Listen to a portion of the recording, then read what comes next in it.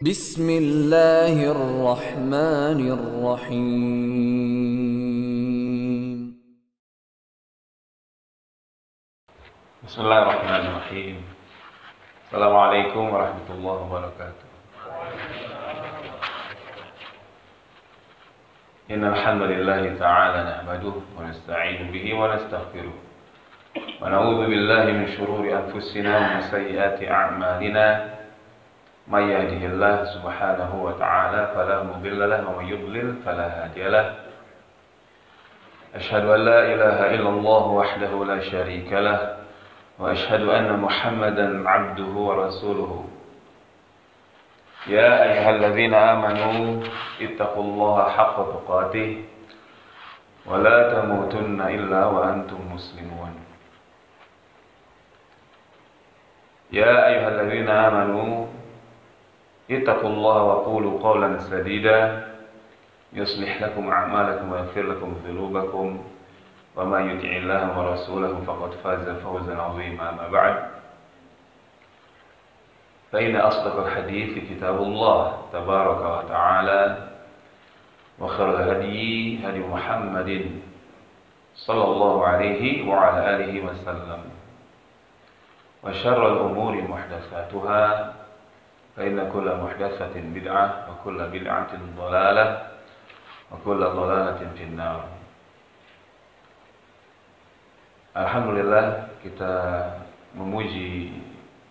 menyanjung, memuja Allah atas nikmat-nikmatnya yang begitu besar dan banyak, tak akan pernah bisa kita hitung, bersamaan dengan sedikitnya ibadah kita kepada Allah dan kekurangan-kekurangan kita dalam penunaian hak Allah Subhanahu wa ta'ala. Karena itu kita hendaklah beristighfar, mohon ampun kepada Allah. Dan sebagaimana kita ketahui bersama adalah Nabi kita Muhammad sallallahu alaihi wasallam setiap harinya tidak kurang beristighfar sebanyak 70 kali, dan sebuah riwayat 100 kali. Tentunya kita lebih layak untuk melakukan amalan tersebut. Nah, kemudian salawat dan salam terus kita minta kepada Allah agar dilimpah curahkan untuk kekasih tercintanya, penutup para nabi dan rasul, imam para nabi dan rasul, Nabi kita Muhammad, dan juga untuk ahlul bait beliau, keluarga beliau dalam keimanan dan sunnah dan kecintaan yang tulus kepada seluruh para sahabat beliau radhiyallahu anhum ajma'in. Kemudian kami ucapkan kepada DKM Masjid An-Nur, semoga Allah Subhanahu wa taala menambah terus hidayah, irsyad dan taufiknya buat DKM dan memanjangkan umur mereka dalam ketaatan kepada Allah dan Rasulnya sallallahu alaihi wasallam. Dan tentunya untuk kita semua juga demikian. Amin ya rabbal alamin. Nah, para jamaah sekalian, teman-teman azanillahu wa iyyakum, pembahasan kita pada hari ini itu sangat penting ya. Bahkan sangat amat penting sekali. Kenapa? Karena ia terkait iman kepada hari akhir, dan tentunya iman kepada Allah tentunya lebih didahulukan ya. Iman terhadap wujud Allah, iman kepada rububiyah Allah, iman kepada uluhiyah Allah, dan iman kepada al-asma, nama-nama dan sifat-sifat Allah Subhanahu wa ta'ala. Kemudian pembahasan ini terkait al-imanu bil yaumil akhir, keimanan kepada hari kiamat. Dan ini sekali lagi pembahasan yang sangat penting buat kita. Dan kita berharap agar Allah menetapkan kita dalam keimanan sampai kita diwafatkan oleh Allah Subhanahu wa taala. Karena kita ini jangan terlampau percaya diri. Ya. Kalau Abdullah bin Mas'ud Al-Badri, seorang sahabat besar, ulama besar, ahli Al-Quran, ahli tafsir Al-Quran, Abdullah bin Mas'ud, salah satu peserta perang Badar, Pak. Di antara doa yang dia ucapkan, Allahumma inni as'aluka imanan la yartad. Ya Allah, sungguh aku minta kepada Engkau keimanan la yartad, keimanan yang tidak akan berakhir murtad. Wa na'iman la yanfad, dan kenikmatan yang tidak sirna. Wa murafaqata Muhammadin sallallahu alaihi wasallam fi a'la jannatil khuld, dan menemani Nabimu Muhammad di tempat tertinggi surga keabadian. Itu doa beliau. Mungkin kalau kita yang terakhir kurang cocok, Pak, ya, sama tampang-tampang kita ya. Kita minta yang dua tadi aja. Ya Allah, aku sungguh mohon mengemis kepada Engkau keimanan dan tidak murtad. Itu udah cukup buat kita. Allah matikan kita dalam keadaan beriman, muslim, mukmin. Itu sungguh rezeki yang sangat besar, agung bagi seseorang. Maka kita minta, kita merengek, mengemis kepada Allah agar Allah mewafatkan kita dalam keadaan muslim, beriman dan beramal soleh. Amin ya rabbal alamin. Nah,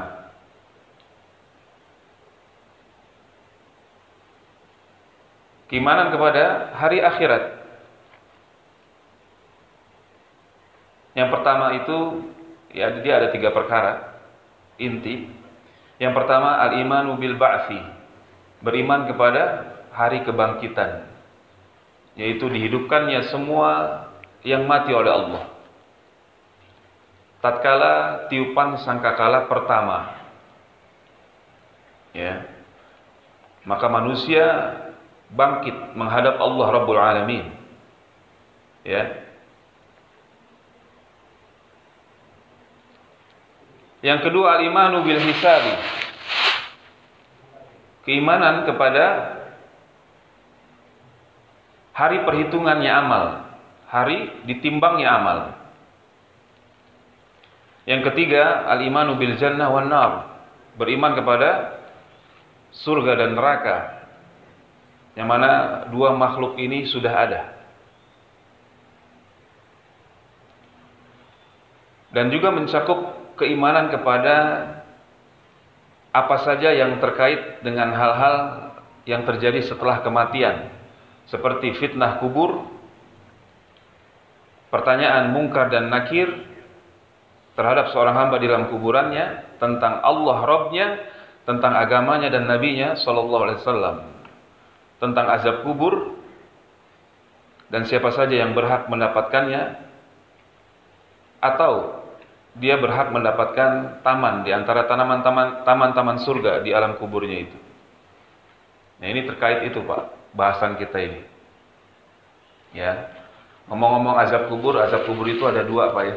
Ada azab kubur yang terus-menerus, tidak akan pernah berhenti, yaitu azab kubur khusus untuk orang-orang kafir, musyrik dan munafik dengan nifak akbar. Itu nggak akan pernah berhenti azab kuburnya, siksa kuburnya. Adapun seandainya seorang muslim memiliki banyak dosa yang menyebabkan dia harus dihukum di alam kuburnya, maka siksaannya itu bisa berhenti dengan sebab-sebab tertentu, ya, yang Allah jadikan sebab-sebab tertentu itu sebagai sebab diberhentikannya azab kubur bagi seorang muslim atau mukmin. Contoh, sedekah atau istighfar anak-anak soleh untuk dirinya ketika dia sudah di alam kuburnya, itu bisa memberhentikan azab kubur seseorang yang dia banyak dosa. Nah, jadi sebagai mukaddimah, kenapa pembahasan ini penting? Karena terkait dengan iman kepada Allah dan iman kepada hari kiamat, hari akhir. Nah, Dan pembahasan kita tadi adalah tentang sebuah ayat yang sangat agung di dalam Al-Quran. Kalau terkait ayat Al-Quran, Dr. Khalid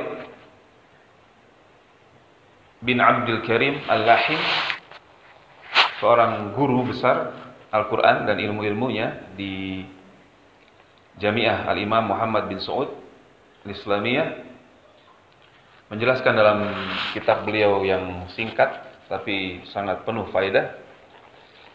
Ketika kita baca Al-Quran, Pak, ibu-ibu, kalau kita ingin mendapatkan barokahnya, kebaikannya, maka kita harus memiliki niat tujuan yang 5, atau kita harus memiliki 5 tujuan asas ketika kita baca Al-Quran, yang dengannya Al-Quran merubah hidup kita, Pak. Karena banyak orang yang membaca Al-Quran, dia baca khatam berkali-kali kadang-kadang, Pak, tapi dia tidak dapat berkah dari Al-Quran. Kenapa? Dia tidak memahaminya, ya, bahkan tidak menempuh jalan kaum salaf dalam berinteraksi dengan Al-Quran. Kalau kaum salaf itu, Pak, para sahabat, Pak, mereka itu belajar 10 ayat, 10 ayat. Dan tidak melewati 10 ayat tersebut sampai dia paham betul 10 ayat yang dia baca, lalu dia amalkan di kehidupannya sehari-hari. Baru dia lanjut 10 ayat. Maka jadilah mereka generasi terbaik, generasi yang paling bersih hatinya, generasi yang paling baik amalannya, generasi yang Allah muliakan, Allah letakkan bumi seisinya, Allah tundukkan di kaki-kaki mereka.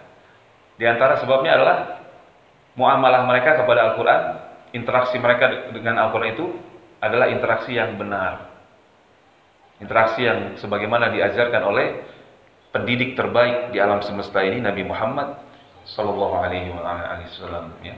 Sallallahu Alaihi Wasallam. Nah, jadi harus ada niat. Berapa tadi niatnya, Pak? 5 tujuan niat pokok dalam baca Al-Quran, baru dia bisa mendapatkan berkah Al-Quran. Kalau enggak bisa. Yang pertama kata beliau, al-ilmu. Dia harus berniat ketika membaca Al-Quran untuk mendapatkan ilmu Allah, sebagian ilmu Allah. Yang kedua, wal-amalu. Dan dia niat untuk diamalkan. Yang ketiga, wal-munajatu. Dia berniat juga untuk bermunajat, komunikasi dengan Allah. Yang keempat, wassawabu. Dia juga harus meniatkan mendapatkan pahala dari Allah. Ya, orang yang nggak menginginkan pahala itu orang sombong, Pak. Orang yang nggak menginginkan pahala Allah berupa ampunan, ya, diberikannya pahala, rahmat, itu orang sombong. Dan yang kelima, yang terakhir, niatnya ketika membaca Al-Quran untuk asy-syifa, mendapatkan kesembuhan. Kita ini penyakitnya 2, Pak. Ada penyakit yang menimpa jasad, ada penyakit yang menimpa ruh, hati, Pak. Fi qulubihim marad. Kalau orang munafik itu penyakitnya parah. Na'udzubillah. Nasallallahu alaihi wal afiyah. Maka tidak ada obat yang bisa menyembuhkan dari itu semua kecuali Al-Quran, syifa. Terutama penyakit-penyakit, ya, yang ma'nawiyah, ruhiyah. Adapun penyakit jasad, terkadang kita bisa mendapatkan kesembuhannya dari yang lain selain Al-Quran. Namun tetap diyakini bahwa Allah lah satu-satunya yang menyembuhkan. Dan Al-Quran juga bisa dipakai untuk ruqyah, menyembuhkan penyakit jasad dengan syarat-syaratnya tentunya. Nah, baik. Sekarang kita masuk ke pembahasan. Salah satu ayat yang paling ditakuti oleh para ulama. Salah satu ayat, bukan ayat ini doang, Pak, ya. Salah satu ayat. Insya Allah sih antum sebenarnya hafal semua. Kita baca dari awal, ya. A'udzu billahi as-sami'il 'alim minasyaitonir rajim. Bismillahirrahmanirrahim. Yasin wal Qur'anil Hakim.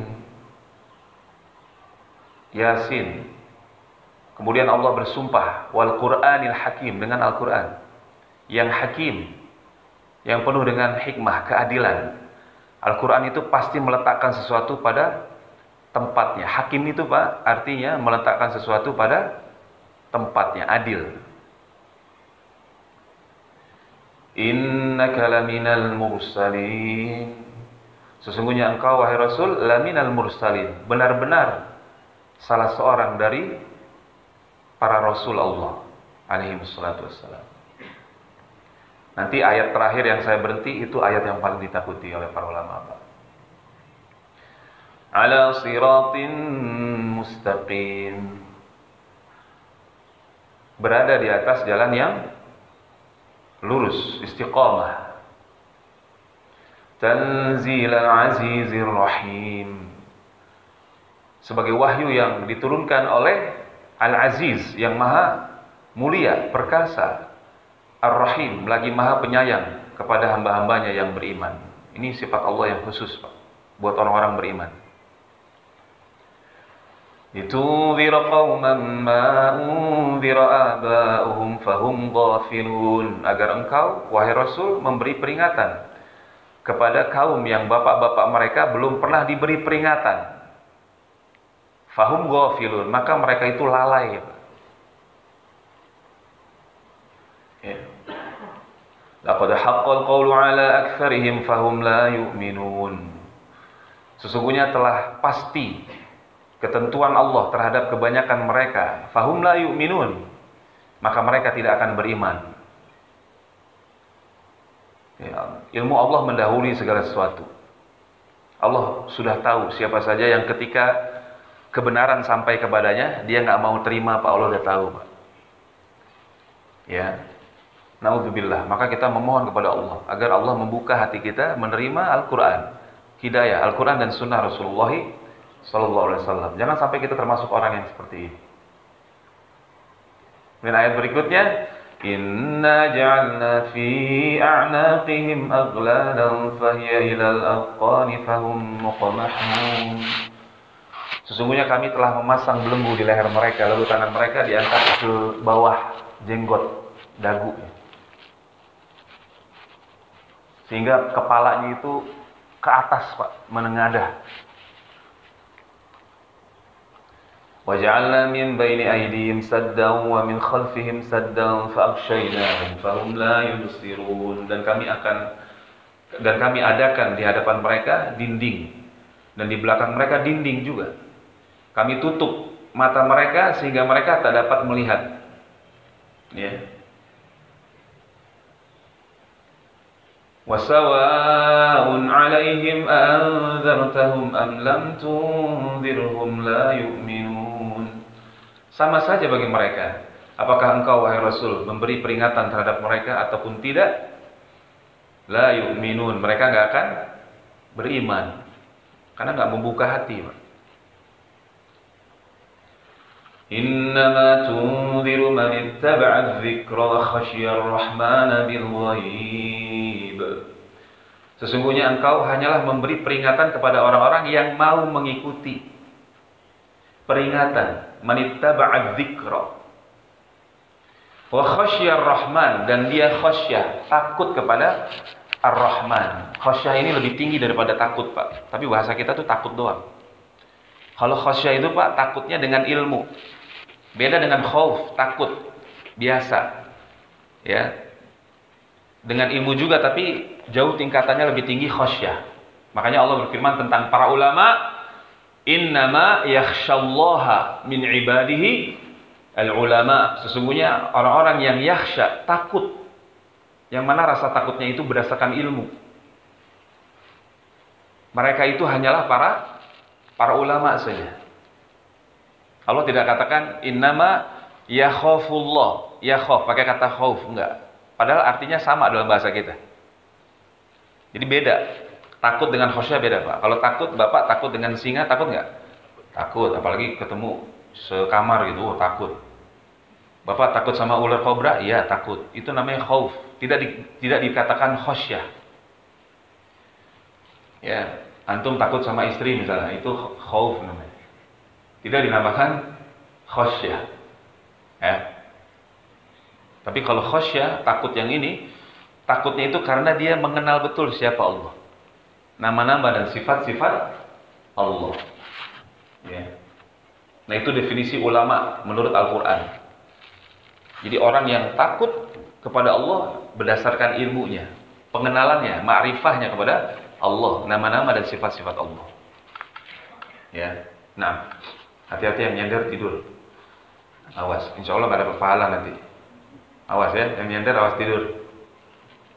Nah, saya sih nggak galak Pak, tapi kalau mau Ustaz kan kadang-kadang, Bapak kok nyender, sini maju gitu. Ya, nah, mungkin teman-teman sebagian tahu Ustaznya. Pak Kadir tahu ya Ustaznya. Nah,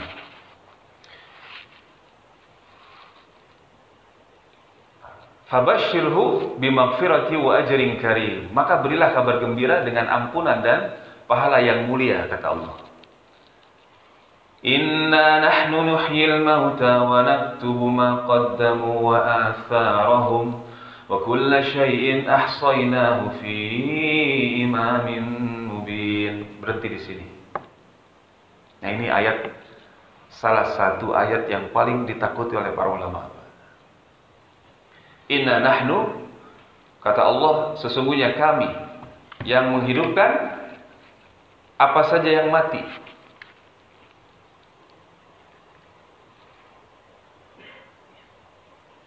Baik itu manusia dan jin dan hewan-hewan seluruhnya.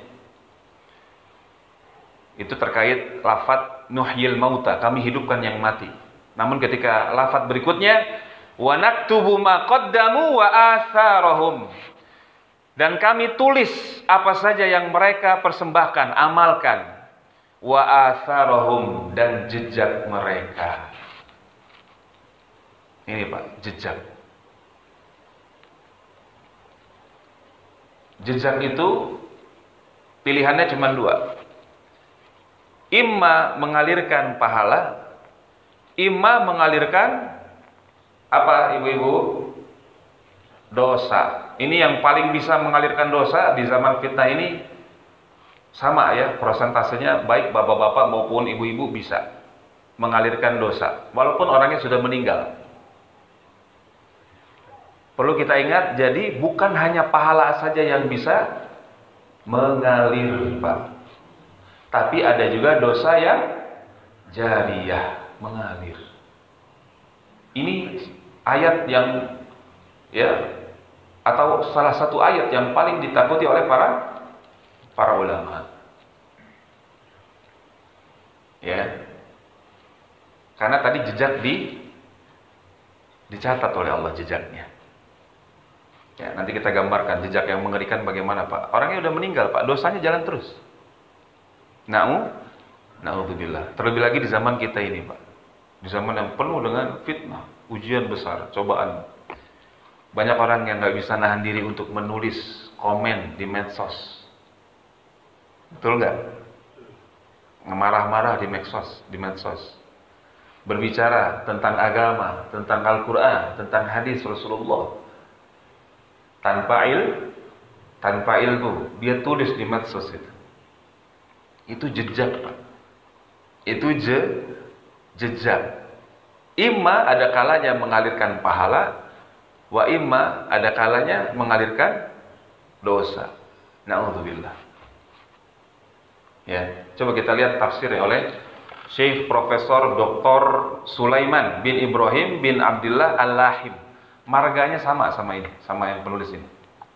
Tapi yang ini profesor doktor, yang ini doktor. Ini Dr. Khalid bin Abdul Karim Al-Lahim, ini Profesor Dr. Sulaiman bin Ibrahim bin Abdullah Al-Lahim. Ini beliau tulis tafsir ini 30 tahun, Pak. Orangnya udah sepuh. 25 jilid. Ya. Kata beliau di dalam tafsirnya,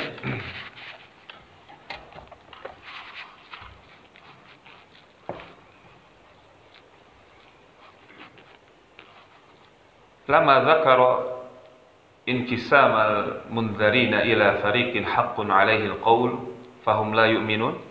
Tatkala setelah Allah menyebutkan pembagian orang-orang yang diberi peringatan dengan Al-Qur'an menjadi dua golongan. Satu golongan yang memang telah tetap takdir bagi mereka bahwa mereka tidak akan beriman. Dan satu golongan lagi mereka beriman dan mengikuti az-zikr, mengikuti Al-Qur'an. Di antara nama lain Al-Qur'an apa? Az-zikr. Zakara annahu yuhyil mauta. Allah menyebutkan bahwa Dia akan menghidupkan semua yang mati. Wa yaktubu a'malahum, dan Allah menulis amalan-amalan mereka, wa atharahum, dan jejak-jejak mereka. Ini di hadapan saya apa, Pak? Kitab tafsir. Ini jejaknya Syekh Profesor Dr. Sulaiman bin Ibrahim Al-Lahim. Ini jejaknya, Pak. Setiap kita baca ini, ketika beliau ikhlas menulisnya semata-mata karena Allah, mengharapkan ridha Allah, menyebarkan ilmu, mendakwahkan Islam, mendakwahkan tauhid dan sunnah Rasulullah SAW, maka ada pahala yang mengalir untuk beliau, insya Allah. Ini jejak namanya, Pak. Ya.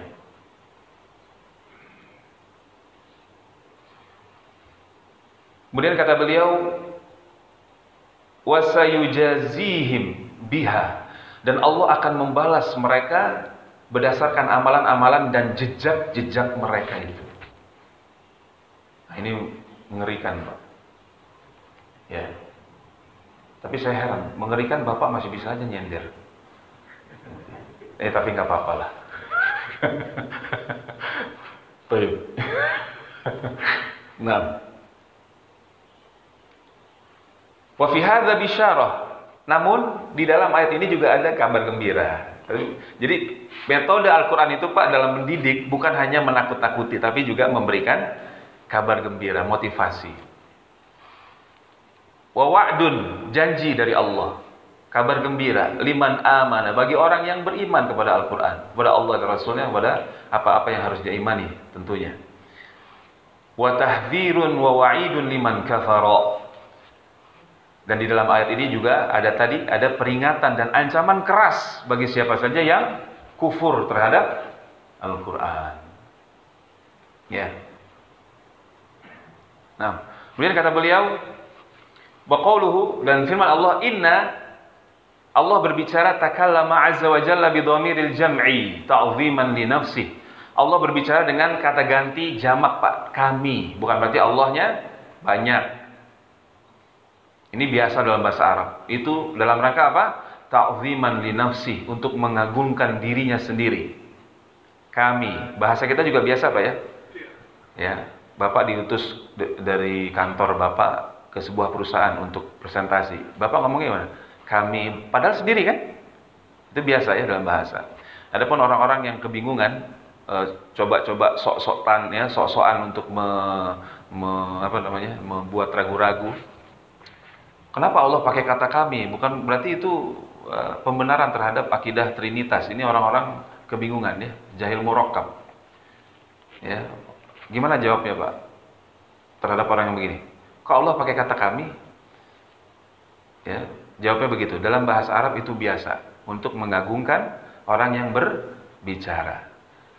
Dan katakan kepada mereka, berikan satu ayat saja ketika Allah memerintahkan untuk beribadah kepada dirinya, Allah pakai kata kami. Sampai kiamat, sampai dia wasir, nggak akan dapat tuh ayat. Allah pakai kata kami. Nah, jadi Allah pakai kata kami untuk mengagungkan dirinya sendiri yang sudah memang maha agung. Likamali azamatihi, ya, karena kesempurnaan kemahaagungan Allah. Allah pakai inna nahnu, 2 kali diulang. Inna, sesungguhnya kami, nahnu, kami. Bahasa Arab begitu biasa, Pak. Itu menekankan namanya. Ya.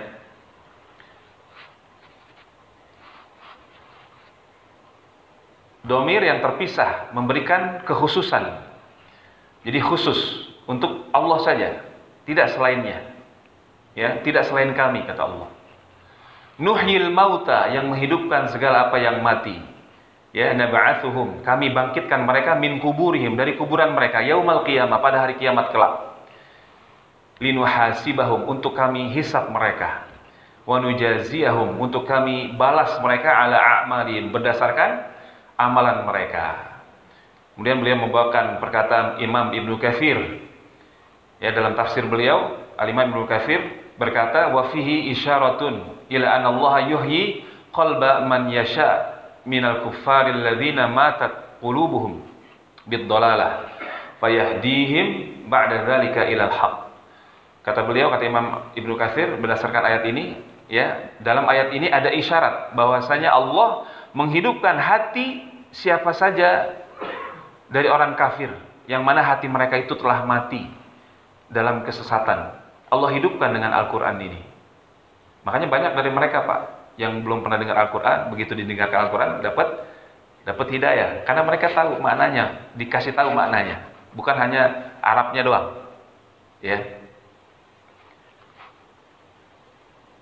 Kama qala ba'da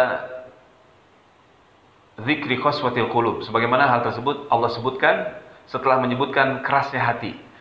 Ya, Allah berfirman dalam surah Al-Hadid ayat 17, "I'lamu annallaha yuhyil arda ba'da mautiha." Ketahuilah oleh kalian bahwasanya Allah menghidupkan bumi setelah kematiannya.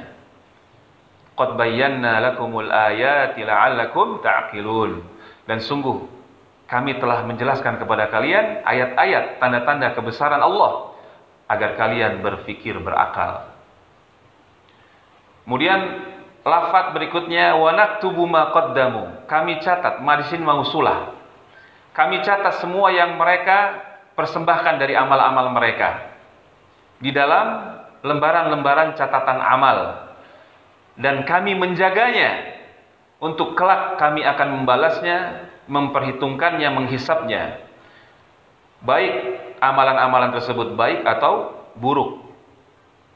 Allah berfirman, wa inna alaikum lahafizin, dan sesungguhnya bagi kalian ada penjaga-penjaga, malaikat penjaga, kiraman katibin, yang mulia di sisi Allah, mencatat. Ya'lamuna ma taf'alun, mereka mengetahui apa yang kalian kerjakan. Kemudian beliau membawakan ayat, faman ya'mal mithqala dzarratin khairan yarah, maka siapa saja yang mengamalkan sebesar semisal biji sawi kebaikan, niscaya dia melihatnya kelak pada hari kiamat. Dan siapa saja yang mengamalkan wa may ya'mal mithqala dzarratin syarran yarah, dan siapa saja yang mengamalkan sebesar biji sawi keburukan, niscaya dia akan pasti melihat akibatnya, hasilnya. Nah, wal muradu bi atharin, kata beliau. Nah, ini pembahasan kita, Pak. Dan yang dimaksud dengan jejak tadi, yang ini yang paling ditakuti, Pak, jejak. Imam mengalirkan, ada kalanya mengalirkan pahala, ada kalanya mengalirkan dosa. Ya. Wal muradu bi atharihim, dan yang dimaksud dengan athar, jejak mereka, Allah catat.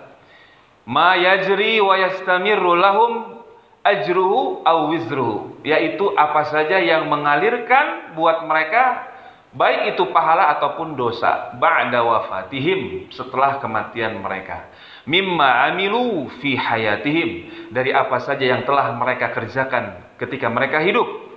Aw sannuhu, atau yang telah mereka sunnahkan ketika mereka hidup. Jadi berat, Bu, Pak, jadi Ustaz, jadi yang ngomong di depan antum ini berat, Pak. Karena pilihannya hanya dua. Imam mengalirkan pahala, itu pun kalau ikhlas karena Allah, semata-mata karena Allah, ingin menyebarkan dakwah tauhid dan sunnah, maka pahala yang mengalir, janji dari Allah. Tapi kalau tidak, kalau yang diajarkan yang menyelisihi tauhid dan sunnah, yang mengalir apa-apa buat ustaz, dosa.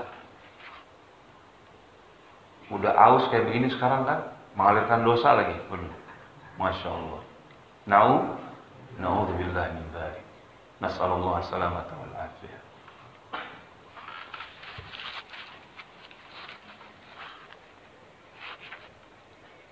Kemudian beliau membawakan hadis, kama qala sallallahu alaihi wasallam, sebagaimana sabda Nabi sallallahu alaihi wasallam, fima rawahu Jarir Ibnu Abdullah radhiyallahu anhu, sebagaimana diriwayatkan oleh sahabat yang mulia Jarir bin Abdullah radhiyallahu anhu. Nabi SAW, Nabi kita pernah bersabda, "Man sanna fil islami sunnatan hasanah." Siapa yang mensunahkan dalam Islam ini sunnah yang hasanah, yang baik, falahu ajruha, maka dia akan mendapatkan pahalanya. Wa ajru man amila biha min ba'dihi, dan pahala orang yang mengamalkan sunnahnya tersebut setelah kematiannya, sepeninggalnya. Min ghairi an yanqusa min ujurihim syai', tanpa mengurangi dari pahala mereka yang mengikuti dirinya itu sedikit pun. Wa man sanna fil Islam sunnatan sayyi'atan, siapa yang mensunnahkan, sunnah itu apa Pak? Thariqah, jalan. Cara seseorang menjalani agama Islam itu sunnah namanya Pak. Cara dia memahami Al-Quran dan sunnah itu namanya sunnah, thariqah. Kalau bahasa kitanya apa? Tarekat. Bahkan diada-adakan tarekat-tarekat yang banyak. Masing-masing tarekat mengklaim paling sesuai sunnah. Padahal tarekatnya cuma satu. Tarekat Rasulullah SAW. Dari bangun tidur sampai mau tidur lagi semua udah diajarin Pak. Dari bangun tidur yang sudah diajarkan oleh Nabi apa? Zikir, langsung ingat kepada Allah. Udah nggak butuh tarekat lain nggak? Ya.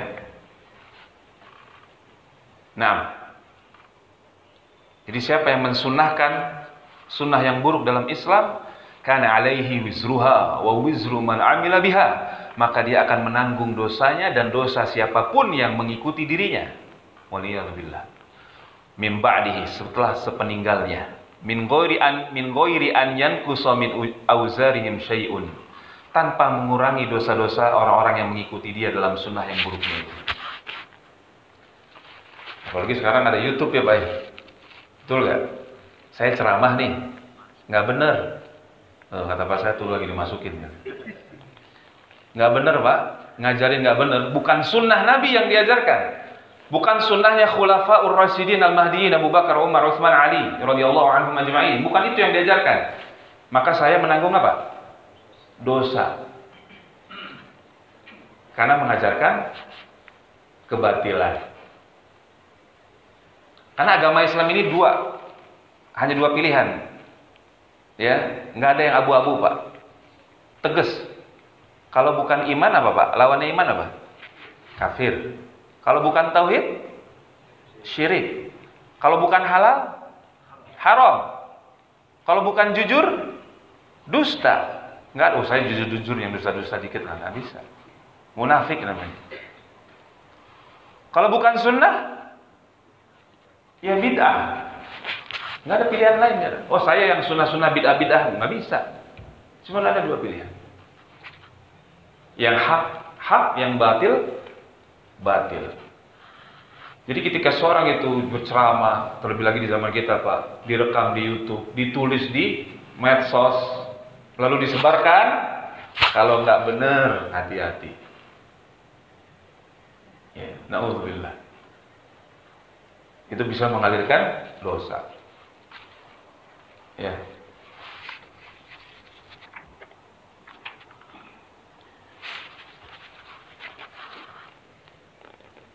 Dan beliau juga membawakan hadis dari Abu Hurairah radhiyallahu anhu. Ini hadisnya lebih terkenal lagi. Anna Rasulullah sallallahu alaihi wasallam pernah bersabda, Rasulullah pernah bersabda, "Idza matal insanu inqata'a 'amaluhu." Apabila manusia itu mati, maka terputuslah semua amalan illa min salasatin, kecuali dari 3 perkara. Shadaqatin jariyatin, sedekah yang terus mengalirkan pahala, au ilmin yuntafa'u bih, atau ilmu yang diambil manfaatnya, aw waladin sholihin yad'u lahu, atau anak soleh yang senantiasa mendoakan kebaikan untuk dirinya. Ya, hadis riwayat Muslim. Ya. Nah, ini salah satu ayat yang paling ditakuti oleh para ulama kita, Bu. Ya, udah hafal ayatnya ya? Yang sering malam Jumatan insya Allah dulu hafal. Inna nahnu nuhyil mauta wa naktubu ma qaddamu wa atharahum. Kami catat segala amalannya dan jejak-jejaknya. Jejak itu yang mengerikan. Saya khususkan nasihat ini buat ibu-ibu, karena sayang, buat neng-neng, Jangan pernah pajang foto di medsos, baik pakai cadar atau tidak. Kenapa? Karena Nabi Antunna, nabinya ibu-ibu, neng-neng, nona-nona semua, yang bersabda sallallahu alaihi wasallam, al-mar'atu auratun.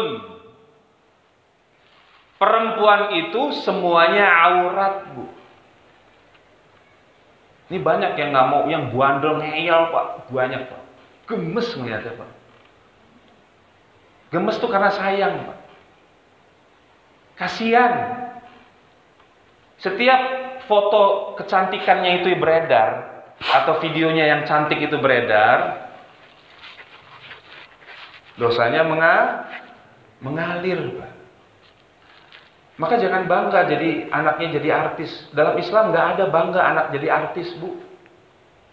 Kenapa? Karena artis itu jual aurat. Kalau saya diundang sama artis ngomong begini, langsung di stop. Ustaz, mohon maaf, kita sampai sini saja kajiannya. Karena Ustaz ini nggak beres. Gitu. Padahal sayang sama mereka. Karena Islam itu apa, Pak, kata Nabi, Pak? Salah satu hadis intinya apa? Nabi SAW pernah bersabda dari hadis dari sahabat yang mulia yang ketemu Dajjal, Tamim, ya. Saya lupa namanya. Hah? Iya. Hadis nomor 7. Nabi SAW telah bersabda, ad-dinun nasihah. Agama adalah ketulusan. Ayo, jangan diterjemahkan nasihat, Pak. Salah itu. Bukan bahasa Indonesia nasihat di sini. Nanti bingung setelahnya. Agama adalah nasihat. Nasihat buat siapa? Nasihat buat Allah. Emang Allah butuh nasihat apa? Pasti bapak-bapak menyerang itu. Iya juga ya. Maksudnya apa ya? Nasihat buat Allah. Emang Allah butuh nasihat? Agama itu adalah ketulusan. Nabi ditanya, ketulusan buat siapa? Rasulullah menjawab, kan, lillahi, ketulusan buat Allah. Orang yang paling tulus kepada Allah Nabi Muhammad, para nabi dan rasul, dan Nabi Muhammad tentunya. Apa bentuk ketulusannya, Pak? Dakwahnya dakwah tauhid, mengarahkan semua manusia untuk mentauhidkan Allah, hanya bergantung kepada Allah. Ketulusan itu bentuk ketulusan tertinggi para nabi dan rasul, dan itu yang wajib diikuti oleh semua para dai. Kemudian ketulusan untuk siapa, kata Rasulullah? Wali kitabihi, ketulusan untuk kitab Allah, dibaca, dipahami, diamalkan, dibela, dijadikan sebagai hakim kitab Allah. Itu orang yang tulus, Pak. Kemudian ketulusan untuk siapa lagi? Wali Rasulih, ketulusan untuk Rasulnya. Orang yang tulus itu yang dibelain sunnah apa yang bukan sunnah, Pak? Ibu-ibu jawab. Kalau orang yang tulus dakwahnya, yang dibelain itu sunnah Nabi atau yang bukan sunnah Nabi? Ajaran nenek moyangnya yang tidak pernah diajarkan Nabi. Ini agama adalah ketulusan. Yang dibelain sunnah, yang diperangi itu bid'ah. Itu orang yang tulus. Bukan malah mencari-cari dalil untuk membenarkan bid'ahnya. Itu orang yang tidak tulus, Pak. Makanya hadis ini salah satu hadis paling inti dalam Islam. Imam Nawawi cantumkan dalam Arba'in An-Nawawiyah. Kemudian ketulusan untuk siapa lagi, kata Rasulullah? Ketulusan untuk para imam kaum muslimin, di a'immatil muslimin. Para imamnya, para pemimpin dan para ulamanya. Orang yang tulus itu menginginkan kebaikan, Pak.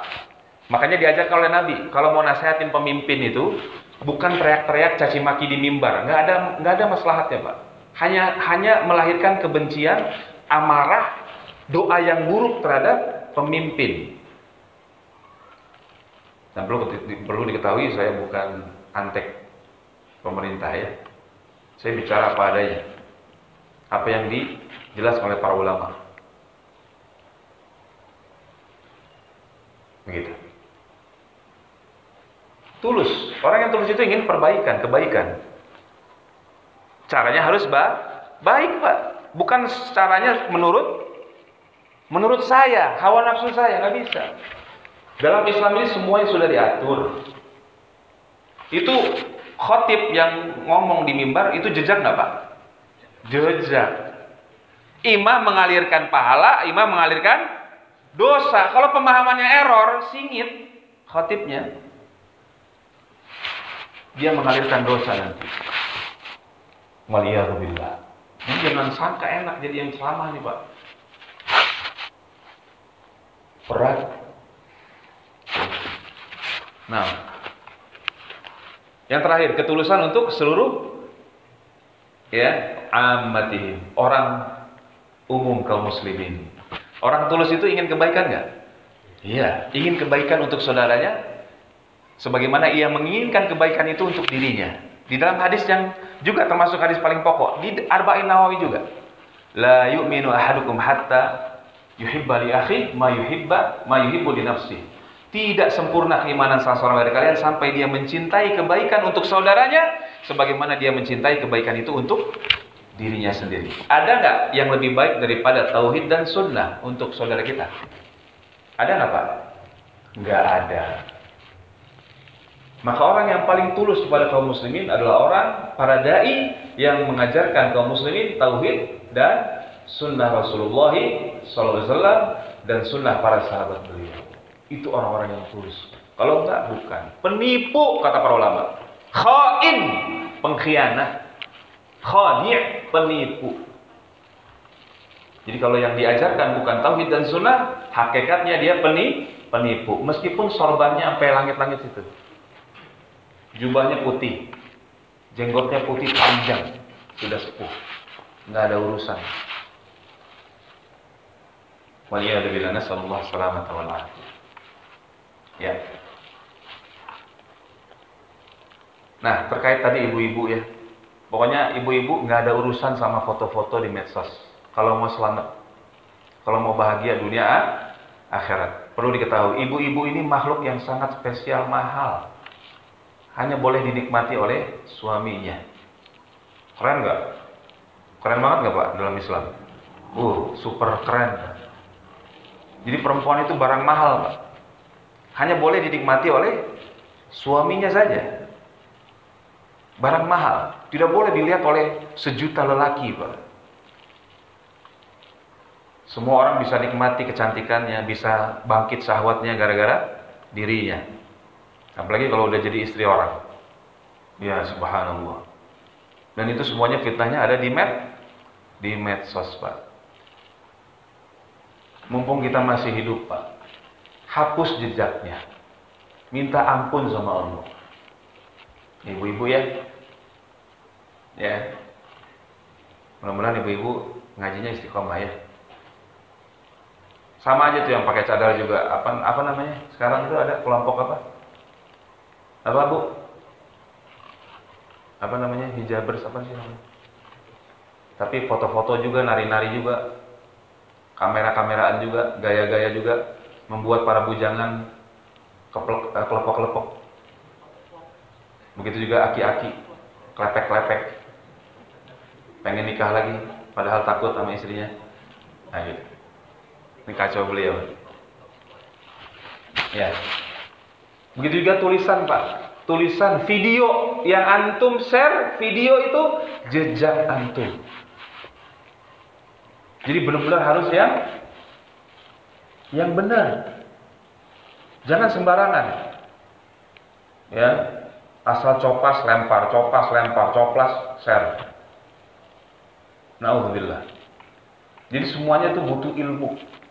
Ya. Nah, kita sampai buka kan biar nggak kerasa ya. Baru sejam, Pak. Belum sejam belum? Sampai setengah enam kan? Iya, masih lama. Nah, baik. Sekarang kabar gembira. Udah nakut-nakutin mulu ah. Ya. Dari kitab At-Targhib wa Tarhib ya. Tahqiq Ta'liq Syekh Muhammad Khalil Harras rahimahullahu taala. Ya. Hadis targhib, motivasi agar menyebarkan ilmu, menunjukkan kepada kebaikan, ya, agar kita punya jejak yang baik tadi, Pak. Ya, jangan putus asa dari rahmat Allah. La taqnatu mir rahmatillah. Jangan putus asa dari rahmat Allah. Masih banyak kesempatan tobat insyaallah taala. Ya, kita masih bisa memperbaiki diri. Hadis pertama yang beliau bawakan Al-Imam Al-Munziri rahimahullah, an Abi Hurairah radhiyallahu anhu qala, dari sahabat yang mulia Abu Hurairah radhiyallahu anhu, dia berkata, qala Rasulullah sallallahu alaihi wasallam, Rasulullah pernah bersabda, inna mimma yalhaqul mu'mina min amalihi wa hasanatihi ba'da mautihi ilman 'allamahu wa nasyarahu. Sesungguhnya di antara yang menyusul seorang mukmin, mengikuti dirinya dari amalannya dan kebaikan-kebaikannya setelah kematiannya adalah ilman 'allamahu wa nasyarahu, ilmu yang dia ajarkan dan dia sebarkan. Bapak-bapak DKM mengundang para asatid yang mengajarkan tauhid dan sunnah, itu dapat, insya Allah dapat pahala yang mengalir, termasuk Pak, ya, insya Allah taala. Syekh Muhammad Khalil Harras menjelaskan sedikit di sini di catatan kakinya, bi ayyi wasilatin min wasailin nashr, dengan berbagai wasilah, sarana, fasilitas untuk menyebarkan dakwah tersebut, ilmu yang bermanfaat tersebut.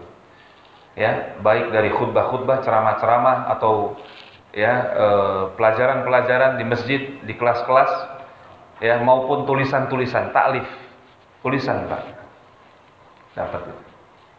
Ya. Kemudian yang kedua, wawala dan solihan tarokahu, anak soleh yang dia tinggalkan. Kata beliau di sini jelaskan, maka anak soleh itu senantiasa selalu mendoakan bapaknya, ibunya itu. Dan dia mengetahui hak bapak ibunya ketika mereka sudah wafat, yaitu senantiasa berdoa untuk mereka berdua agar diampuni oleh Allah dan dirahmati oleh Allah. Ini hak Pak. Jadi bakti kepada orang tua itu bukan hanya ketika mereka masih hidup. Hatta mereka sudah meninggal, ibu bapak kita sudah meninggal, berbakti kepada orang tua itu wajib. Tetap wajib, tidak putus selama nafas kita masih berhembus.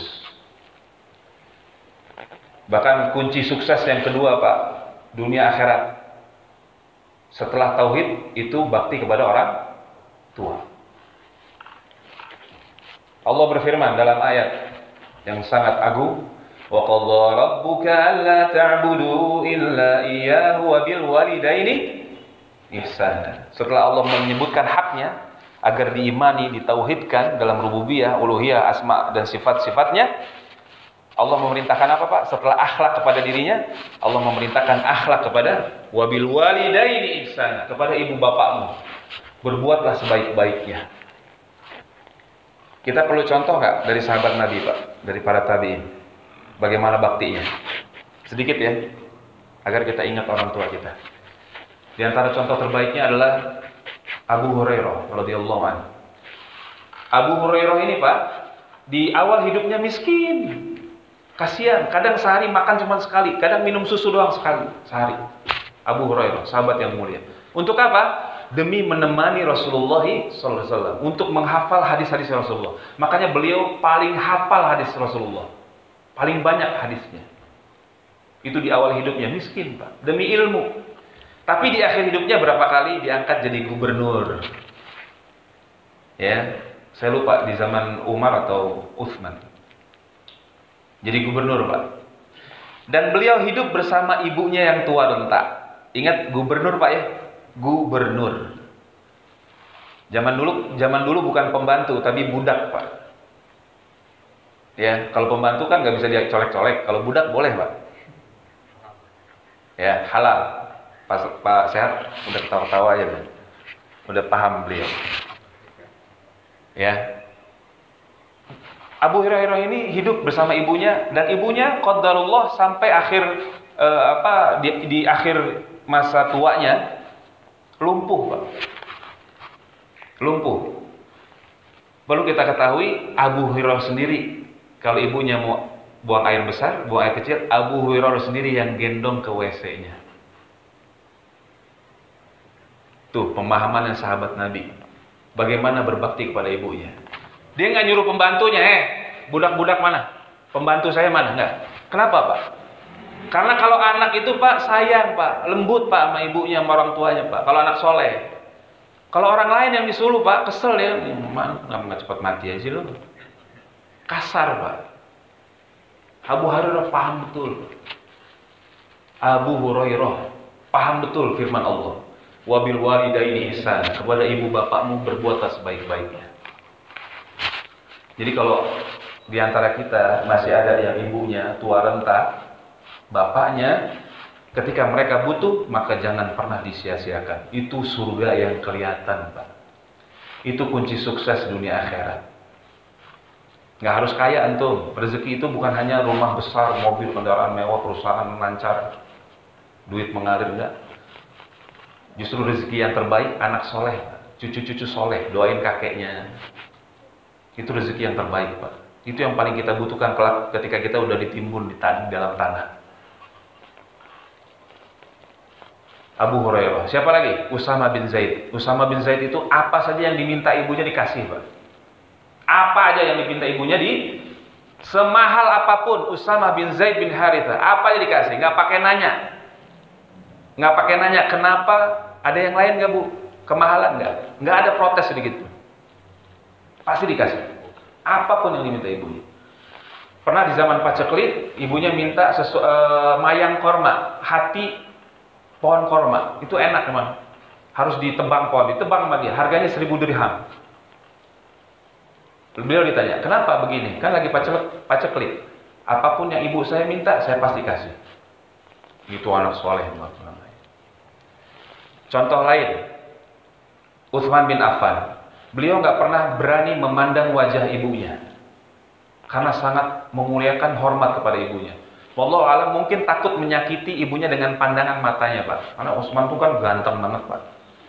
Nabi Muhammad menikahi 2 putrinya dengan Utsman, bukan karena tampannya saja, tapi karena kesolehannya, kedermawanannya yang luar biasa, Utsman bin Affan. Dan sumurnya sekarang masih dialirkan untuk kaum muslimin seluruh dunia. Pahalanya masih mengalir nggak? Itu jejak beliau radhiyallahu anhu. Utsman bin Affan. Allahu akbar. Fadlullah yu'tihi may yasha. Karunia Allah yang Allah berikan kepada siapa saja yang dia kehendaki. Utsman bin Affan. Sekarang dari tabi'in. Ya beberapa aja lah. Mudah-mudahan ini kita jadikan sebagai motivasi agar kita ingat sama ibu bapak kita. Ada yang namanya kahmas, Pak, tabi'in, orang yang dididik langsung oleh para sahabat Nabi.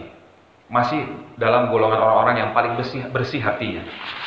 Berdasarkan sabda Rasulullah SAW, khairun nasi qarni tsumma alladziina yalunhum tsumma alladziina yalunhum. Sebaik-baik manusia adalah generasi saya, para sahabat beliau. Kemudian generasi setelahnya yang menyusul para sahabat, belajar mengambil ilmu agama dari para sahabat, tabi'in. Kemudian orang yang menyusul mereka, tabi'in, 3 generasi. Sekarang dari generasi tabi'in, kahmas. Kahmas ini kerjanya tukang buat kapur, Pak, kuli kapur kalau bahasa kita sekarang. Zaman dulu upahnya itu per hari, Pak. Sebelum keringat kering itu harus dibayar upahnya agar tidak zolim. Zaman dulu begitu. Beliau tuh digaji sehari 15 danik. 15 danik itu kira-kira sekarang ini 20.000 perak lah, Pak.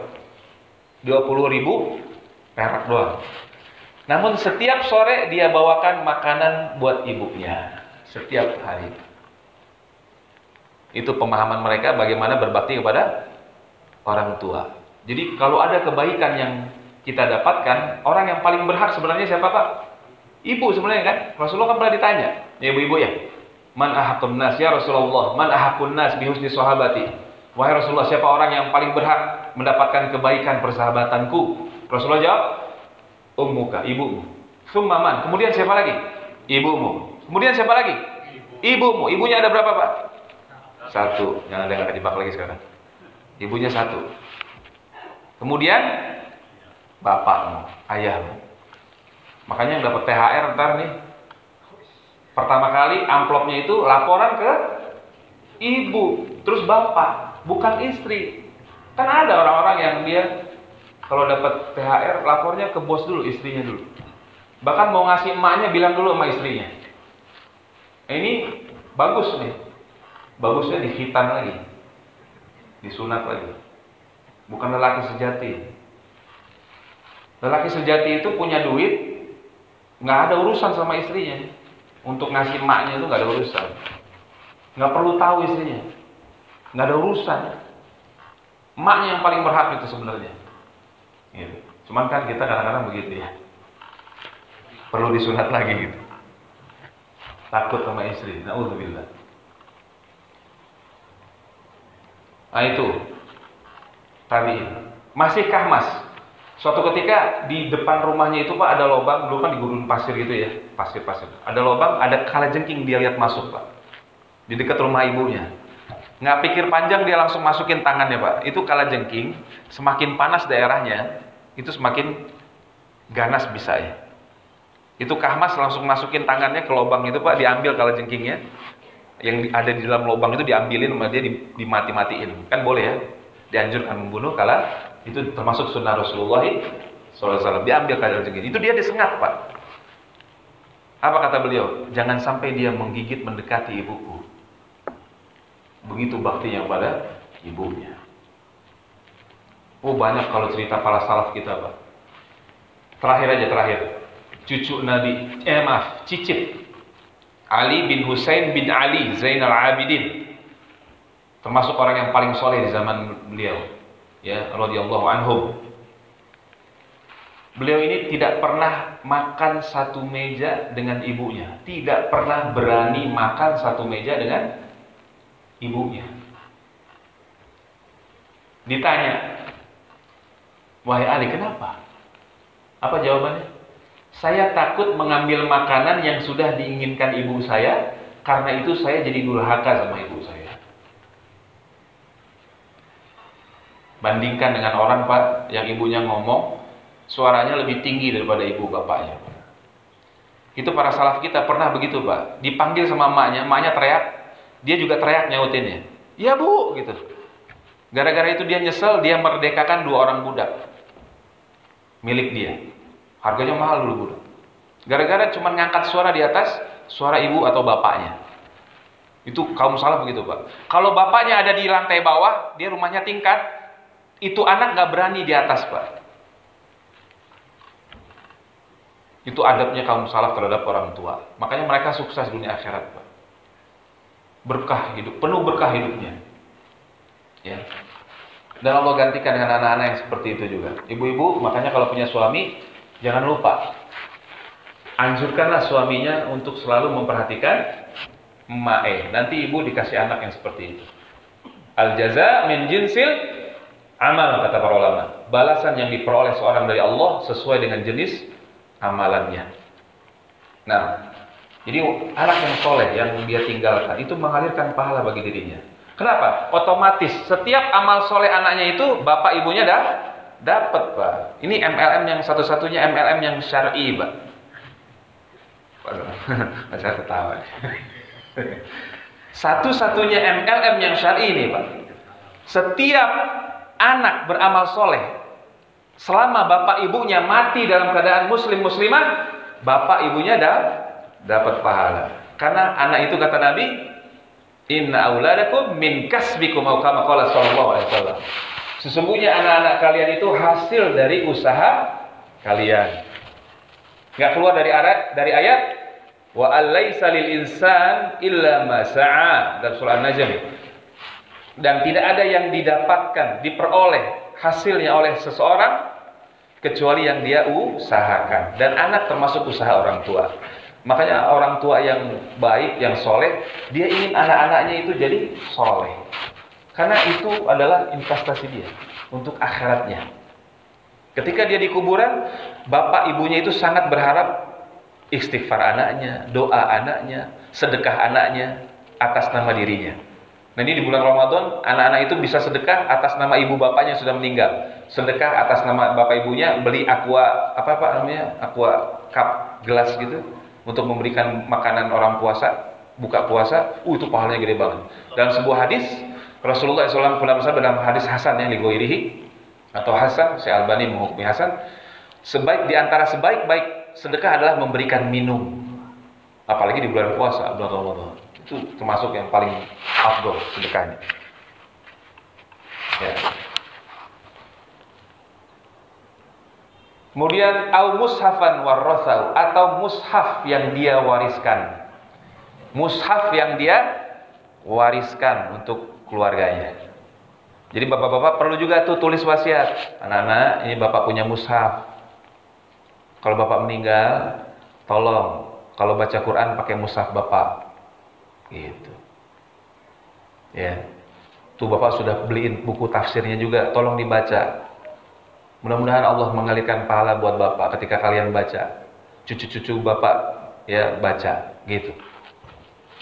Jadi wasiat itu jangan duit aja, Pak. Nabi Yakub wasiat kepada keturunannya. Ma ta'buduna min ba'di, kata Nabi Yakub. Anak-anakku, apa yang kalian akan ibadahi sepeninggalku? Lihat, apa yang diwasiatkan, Pak? Agamanya, Pak. Ini yang paling penting. Ya. Wasiat tentang agama. Kemudian yang keberapa? Keempat. Au masjidan banahu, atau masjid yang dia bangun. Nah, ini juga mengalirkan pahala. Jejak seseorang. Oh, ini jejaknya si fulan di masjid ini. Itu ada. Ya. Jangan lupa mohon keikhlasan kepada Allah. Jangan pernah merasa bangga diri. Karena amalan kita itu buah dari pertolongan taufik dari Allah. Ya. Kalau mau dapat pahala yang mengalir. Ya, jadi berlomba-lomba bangun masjid. Dan masjid itu sebenarnya harus tanah wakaf. Au baitan libnis sabil, atau sebuah rumah yang diperuntukkan bagi ibnu sabil, ya. Para penuntut ilmu juga termasuk itu. Jadi para ulama itu, Pak, di Saudi misalnya atau di Yaman, itu mereka punya bangunan khusus kadang-kadang. Itu digratiskan khusus untuk para penuntut ilmu, Pak. Itu mengalirkan pahala. Orangnya udah meninggal tapi rumah itu diwakafkan untuk para penuntut ilmu.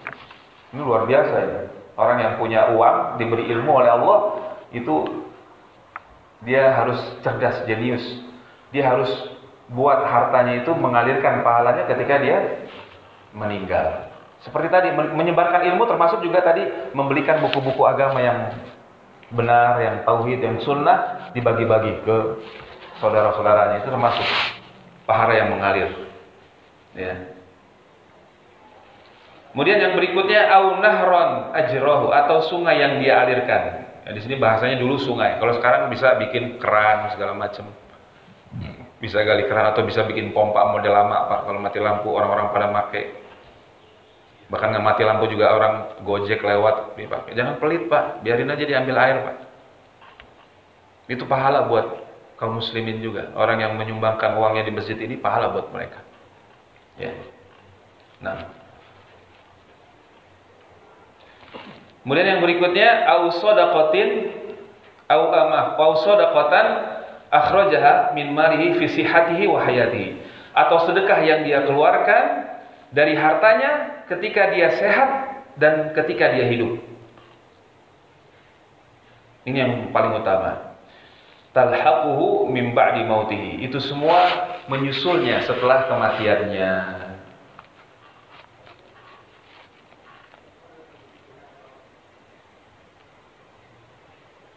Nah, ini jejak yang bisa kita usahakan mumpung kita masih hidup, Pak.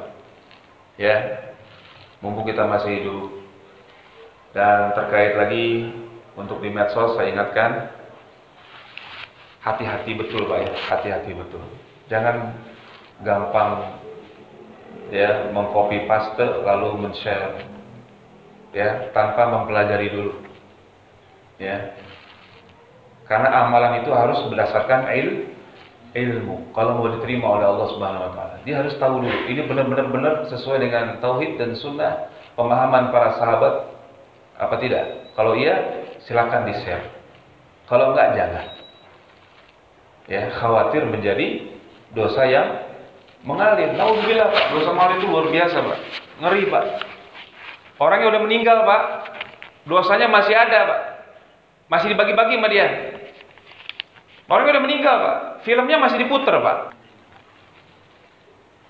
Ya. Perempuan-perempuannya pada pakai naudzubillah.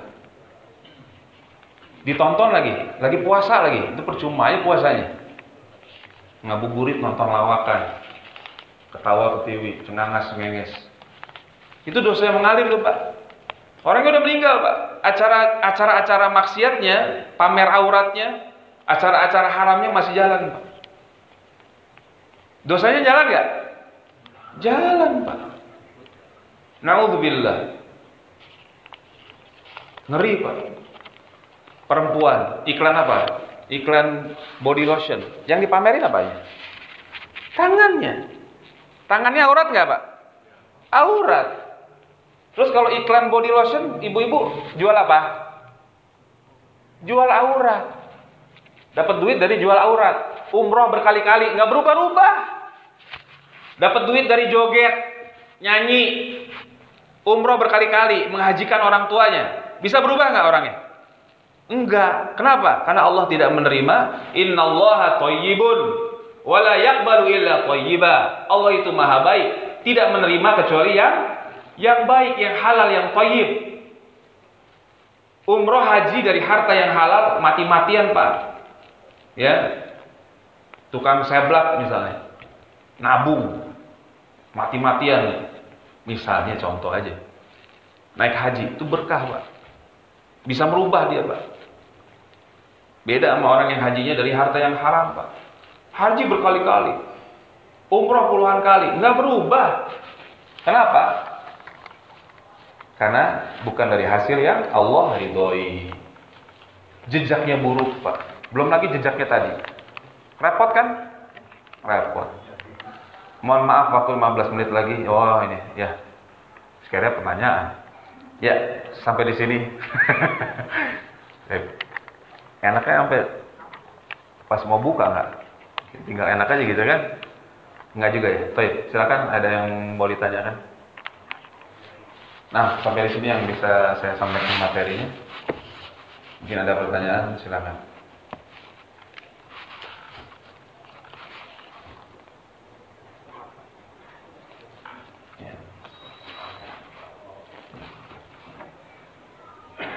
Oh, ini jamnya dicepetin, Pak ya? Jamnya khotib ya? Jamnya khotib ya? Pantesan. Iya, jamnya khotib tuh Pak Kadir. Apakah anak yang murtad Kristen akan mengalirkan dosa kepada orang tuanya yang telah meninggal dunia? Kalau dari kecil di sekolah Islam, diajarkan agama Islam, diwanti-wanti, dinasehati, pun dia murtad, jangan nggak dinasehatin, tetap dinasehatin pas dia murtad itu, agar Anda berlepas diri dari dosa. Dinasehatin. Orang yang murtad itu kalau di zaman Umar, atau riwayat dari Umar, di antara riwayat yang dibawa oleh para ulama, di antara kitab Sahih Fiqh Sunnah, itu diminta tobat di penjara 3 hari, Pak. Dikasih makan enak selama 3 hari, nggak dimarah-marahin, diajak dialog. Apa yang membuat dia keluar dari Islam? Oh, dia punya dalil misalnya dari Bible, kasih bantahannya dari Al-Quran. Jadi harus ulama yang membantah. Kalau perlu panggil Dr. Zakir Naik, panggil gitu kalau bisa, atau siapalah yang ahli untuk membantah itu. 3 hari di penjara. Kalau nggak mau tobat juga, 3 kali 24 jam dihukum mati. Gitu.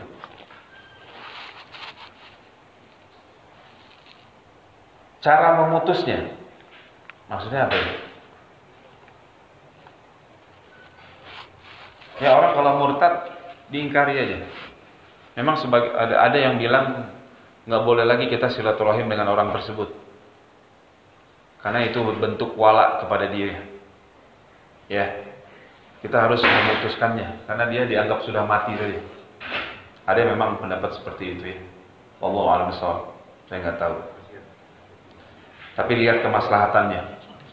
Kalau yang murtad itu bapak ibu kita misalnya, saudara kita, terus saja kita berakhlak baik kepada mereka, terus saja berdakwah kepada mereka, ya.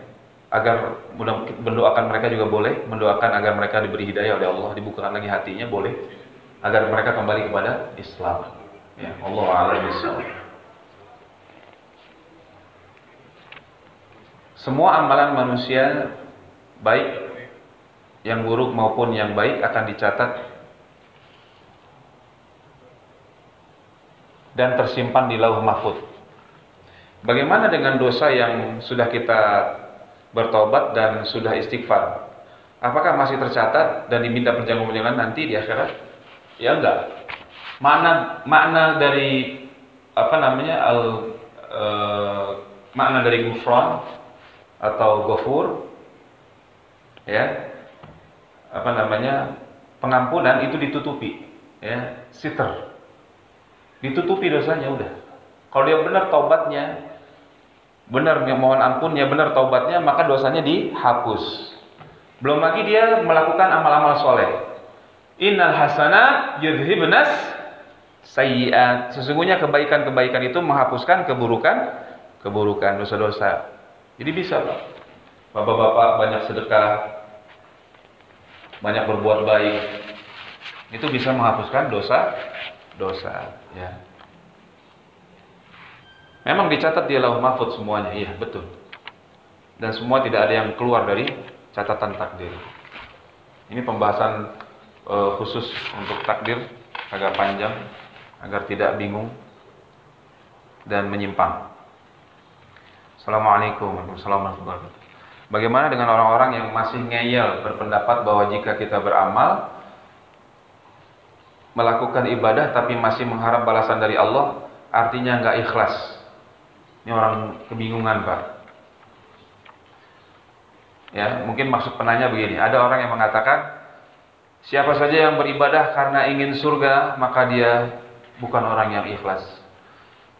Dan siapa saja yang beribadah karena dia takut masuk neraka, maka dia bukan orang yang ikhlas.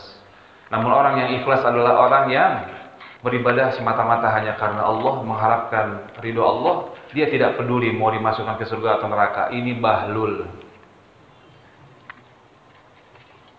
bin Jahil Murakkab. Ini jahil luar biasa jahilnya. Orang yang nggak takut surga itu orang yang nggak takut neraka itu orang sombong, Pak. Allah yang memerintahkan kita takut kepada neraka. Ya ayyuhalladzina amanu qu anfusakum wa ahlikum nar, perintah Allah itu.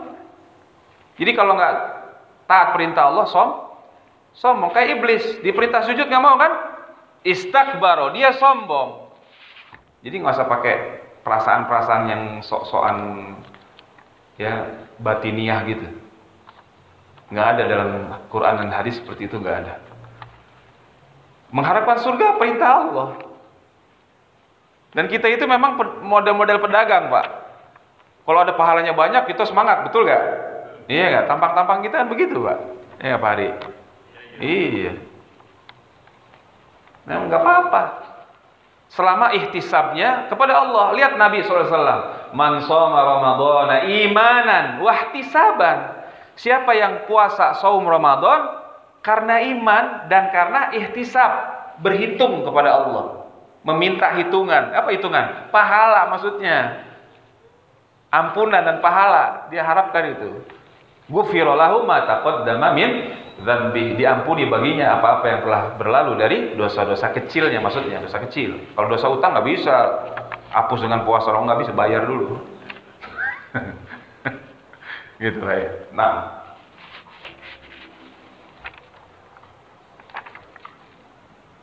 ya 7 menit lagi. Dosakah bagi para suami yang membiarkan anak dan istrinya dibiarkan tidak pakai jilbab, tutup aurat? Kalau tidak pernah diajarkan, ya dosa. Tapi kalau senantiasa dinasehatin dengan benar, ya, yang manggil istri apa? Yang apa? Yang. Nah, ya, putriku. Yang bagus kita pakai bahasa Al-Quran. Ya munayya, wahai anakku, yang lembut. Nasihat itu yang lembut, dari hati ke hati sebenarnya. 4 mata, Pak. Misalnya kita punya anak perempuan, nggak mau pakai jilbab, bicara dari hati ke hati, 4 mata. Nggak usah ada yang nonton, nggak usah ada yang jadi penonton. Nah, kira-kira bapak sayang nggak sama kamu nak? Gitu. Kira-kira bapak kalau kamu dijahatin orang, dibunuh orang, bapak rela nggak? Ya enggak lah pak, kan bapak sayang sama saya. Begitu juga kalau kamu masuk neraka nak, bapak lebih nggak rela lagi nak. Kamu perempuan harus tutup aurat, bukan membalut aurat. Tutup aurat nak, bukan membalut. Sekarang banyak yang membalut pak. Ngepres ya Pak Asyad. Pak Asyad juga pusing ngelihatnya.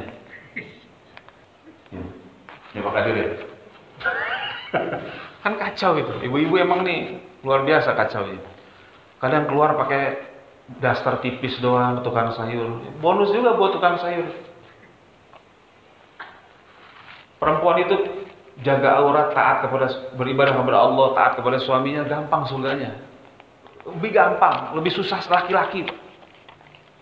Perempuan itu lebih gampang surganya. Ibu-ibu tinggal beriman, tauhid kepada Allah, mengikuti sunnah Nabi dalam ibadah, taat kepada suami, jaga aurat, jaga lisan, surga terbuka. Bagi para muslimat, surga terbuka. Enteng. Ibu-ibu ini biasanya yang selebor itu kakinya. Kakinya aurat bukan ibu-ibu? Bu, kakinya aurat bukan? Aurat. Ditutupin, pakai sepatu, jangan pakai kaos kaki yang warna kulit. Bapak-bapak serseran juga melihat kaos kaki yang warna kulit itu. Itu bukan nutup aurat, balut aurat. Makanya pakai sepatu bot kalau perlu. Enggak sepatu ninja boleh lah ya. Pokoknya yang tebal, yang tidak membentuk tubuh ya, jilbab itu. Sama juga ini Pak Sehat, orang yang membiarkan anak istrinya pacaran, istrinya nggak mungkin pacaran, anak perempuannya, bahkan diancam oleh Nabi tidak akan masuk surga. Allah haramkan baginya surga. Naudzubillah. Karena dia hilang rasa cemburunya. Tapi kalau sudah terlanjur, alhamdulillah Pak Ustadz, anak saya nikah sama pacarnya. Ya udah apa boleh buat ya. Alhamdulillah juga lagi kan kacau. Ya, begitu juga hatta pakai jilbab tapi foto-foto dipajang di medsos, nggak boleh dibiarkan ya. Dengan dalih ini kenangan dan seterusnya, jangan Pak. Bahaya. Karena kita ini dalam aturan Al-Quran dan Sunnah Rasulullah Sallallahu Alaihi Wasallam. Makanya Pak, para Nabi dan Rasul, Nabi kita Muhammad, para sahabat itu kagak ada lukisannya Pak. Kalau ada repot itu. Nggak ada jadi karang-karang Pak ya. Ini karang-karang, bahkan jadi objek bisnis. Waliyadzubillah. Ya. Ya, 3 menit lagi. Nah, begitu ya Pak ya. Ini pertanyaannya siapa Pak Sehat? Dari beliau ya. Ya, jadi dinasihati baik-baik. Istri juga begitu. Bukan sehari 2 hari Pak ya. Sehari 2 hari saya ceraikan kamu, jangan begitu, enggak. Apalagi baru ngaji, nggak pernah Bapak ajarkan akidah yang benar. Tentu ada tahapannya. Diajak ngaji, dinasehatin gitu Pak, istri gitu. Enggak dikit-dikit cerai. Kamu kalau ngomong saya cerai ya. Enggak begitu. Diingatkan akan akhirat. Diingatkan, kamu pengen surga enggak? Kita kan hidup enggak lama. Tadi kubur tuh lama loh. Di kubur itu cuma ada 2 pilihannya, dapat nikmat atau siksa. Dapat nikmat atau siksa, enggak ada tengah-tengah Pak, enggak ada. Nikmat atau siksa. Cuma ada 2 pilihannya. Nasihat, ingatkan akan akhirat. Istri kita, anak perempuan kita. Ajak mereka kepada ketaatan kepada Allah. Jangan dikit-dikit dimaki-maki, dia diancam cerai. Kalau kamu cerai, dikit cerai. Nggak begitu, enggak. Bukan begitu caranya mendidik. Ya. Al-Ustaz Al-Fadil Abdul Hakim Ibn Amir Abdad pernah membahas ini ya. Seorang suami itu harus bersabar terhadap istrinya. Istrinya nggak pakai jilbab, nggak mau pakai jilbab yang benar, ya tetap dipertahankan dulu. Dinasihatin dengan lemah lembut baik, butuh waktu ya. Mungkin bapak kuatnya 5 tahun ya 5 tahun, kuatnya setahun 2 tahun ya, masing-masing orang memang beda kadang-kadang ya. Allahu a'lam bishawab. Sampai di sini yang bisa saya sampaikan, mudah-mudahan bermanfaat buat saya, bapak-bapak, teman-teman, ibu-ibu semua. Azani Allah wa iyyakum wa baraka fikum.